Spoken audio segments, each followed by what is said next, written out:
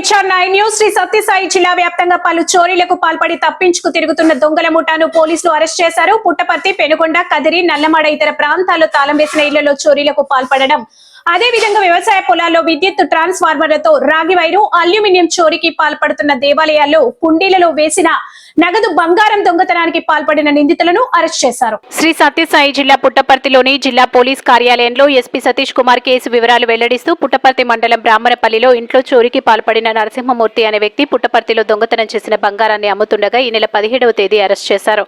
అదేవిధంగా జిల్లాలోని 9 police station పరిధిలో నమోదైన విద్యుత్ ట్రాన్స్ఫార్మర్లో రాగి వైరు చోరీకి సంబంధించి 22 కేసుల్లో 6 మంది నిందితులను అరెస్ట్ చేసి వారి నుంచి 5,07,200 రూపాయలు విలువ చేసే కాపర్ వైర్ స్వాధీనం చేసుకున్నారు. అదేవిధంగా జిల్లాలో పలు దేవాలయాల హుండీలలో వేసిన కానుకలను చోరీ చేసిన 1,16,000 రూపాయల నగదు, అమ్మవారి విగ్రహాలు, తాలిబొట్లను స్వాధీనం చేసుకున్నారు.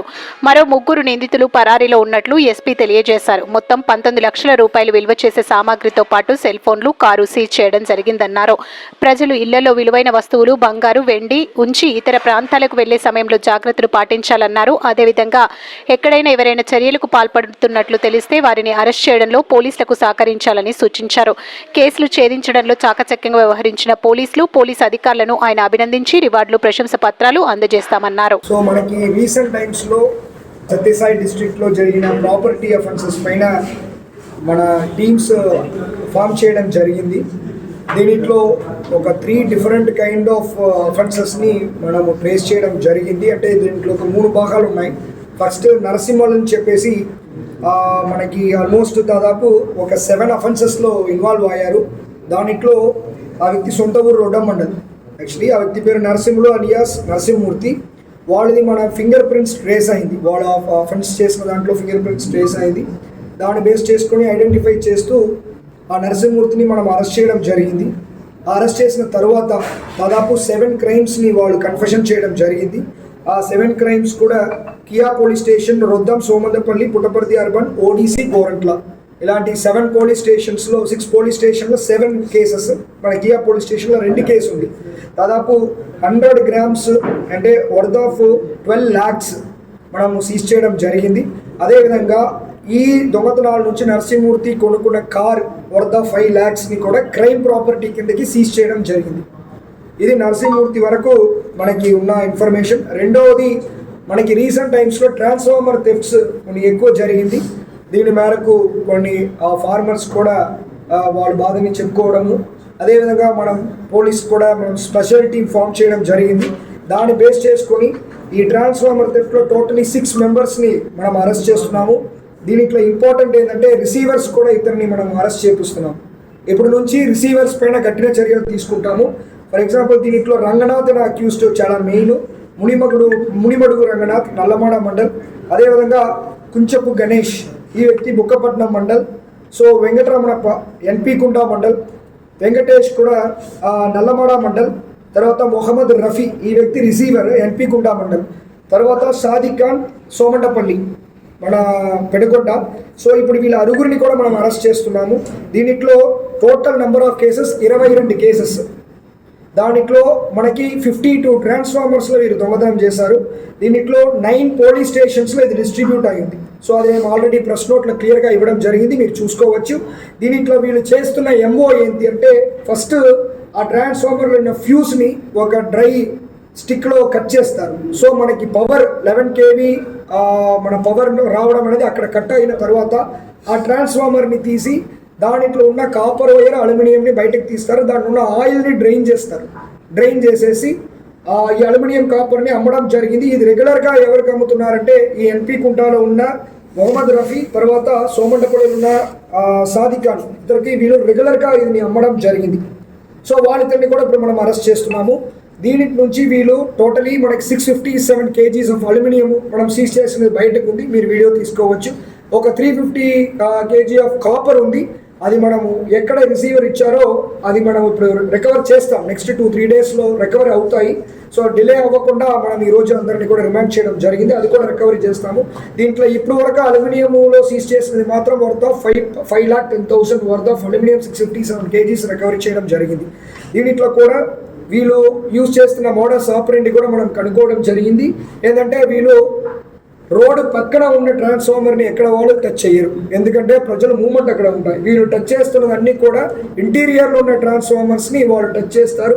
ఎస్పెషలీ 9:30 to 11 ఈ టైంలో మధ్యలో వాళ్ళు చేస్తున్నారు. సో ఇవన్నీ కూడా కొన్ని రీసెర్చ్ లాగా ఇన్డెప్త్ అనాలిసిస్ చేయడం జరిగింది. దీంట్లో పాత్ అఫెండర్స్ అందరూ కూడా మళ్ళీ అది లాస్ట్లో నేను చెప్తాను. అదేవిధంగా నెక్స్ట్ టెంపుల్ అఫెన్స్.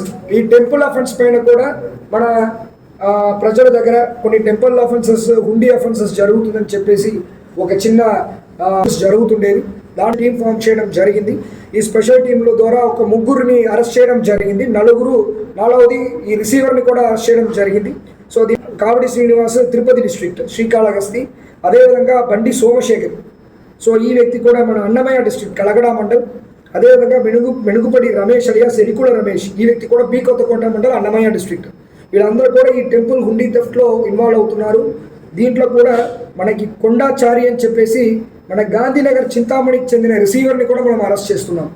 టోటల్గా 2,16,500 వర్త్ ఆఫ్ అమౌంట్ దీన్ని కూడా మనం సీజ్ చేయడం జరిగింది.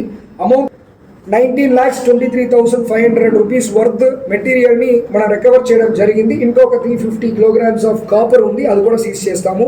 కాబట్టి ప్రతి ఒక్క రిసీవర్ని కూడా అక్యూజ్డ్ కిందకి మనం యాడ్ చేసి అరెస్ట్ చేస్తాము. అదేవిధంగా ఎనీ గోల్డ్ షాప్స్లో మీరు గోల్డ్ తీసుకున్నారంటే మీకు తెలుసు ఎవరు వస్తున్నారు. రెగ్యులర్గానే వచ్చి ఒకరే ఇస్తుంటారు, తెలిసి చేయాల్సిన అవసరం లేదు.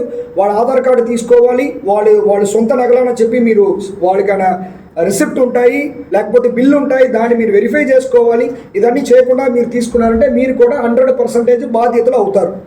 సో ప్రజల తరపు నుంచి కూడా మనం సహకారం అవసరం ఉంటుంది. బికాస్ ఎక్కడెక్కడ టెంపుల్స్ ఉన్నాయో, అది చిన్న టెంపుల్నా పర్వాలేదు, పెద్ద టెంపుల్నా పర్వాలేదు, మీరు ఖచ్చితంగా సీసీటీవీ కెమెరాస్, కమిటీ వాళ్ళు కానీ విలేజ్ వాళ్ళు కానీ ఖచ్చితంగా సీసీటీవీ కెమెరాస్ ఇన్స్టాల్ చేసుకోవాలి. వాళ్ళు ట్రాన్స్ఫార్మర్స్ని టచ్ చేసినప్పుడే ఒక అలారం వాళ్ళకి హెడ్ ఆఫీస్కి వెళ్తున్నట్టు ఇమీడియట్గా మన పోలీస్కి ఒక అలర్ట్ ఇవ్వగలిగారంటే వాళ్ళు ఆ ప్లేస్లో దొంగతనం చేస్తున్న ప్లేసెస్లో 2 గంటలు ఉండాలి అది బయటకు తీసి చేయాలంటే. సో కాబట్టి 1.5 hours to 2 hours అనేది మనకి మోర్ దాన్ ఇనఫ్ వాళ్ళని పట్టుకోవడానికి. అదేవిధంగా మీరు ఊరికి ఏదైనా వెళ్తున్నప్పుడు ఖచ్చితంగా మీరు ఏమి చేయాలంటే పోలీస్కి, లోకల్ పోలీస్ స్టేషన్ ఇలాగా మేము 10 రోజులు వెళ్తున్నామని చెప్పేసి ఒక ఇన్ఫర్మేషన్ ఇచ్చారంటే మేము ఆ ఏరియాలో కొన్ని బీట్ని పెంచుతాం. మీరు సింపుల్ లాక్ వేసేసి వెళ్ళిపోతున్నారు, అది ఈజీగా బ్రేక్ చేసేస్తున్నారు, లేకపోతే బ్లేడ్తో పాటు కట్ చేసేస్తున్నారు. సో మన పోలీస్ తరపు నుంచి రిక్వెస్ట్ ఏంటంటే గ్రిల్ గేట్ అనేది పెద్ద ఖర్చులేం అవ్వదు. ఒక గ్రిల్ గేట్ మీరు వేసుకున్నారంటే చాలా ఉపయోగకరంగా ఉంది. సో అదేవిధంగా టెంపుల్ మాత్రం కాకుండా ఈవెన్ హౌసెస్లో కూడా, ఈవెన్ మీరు మీ ఇంట్లో 10 తులాల బంగారం ఉన్నా, 5 తులాలు ఉన్నా, 2 తులాలు ఉన్నా, మీరు సీసీటీవీ కెమెరా వేసుకోవడం వల్ల మీకు పర్సనల్ సెక్యూరిటీ కూడా ఉంటాయి. కాబట్టి రిక్వెస్ట్గా మన పోలీస్ డిపార్ట్మెంట్ నుంచి కోరుకున్నాము. ఇంకొకటి ఏంటంటే ప్రజలు కూడా ఎక్కువ బంగారాన్ని ఇంట్లో పెట్టాల్సిన అవసరం కూడా లేదు. మీకు మీ బ్యాంక్ ఉంది, బ్యాంక్లో సేఫ్ లాకర్లో పెట్టేయండి.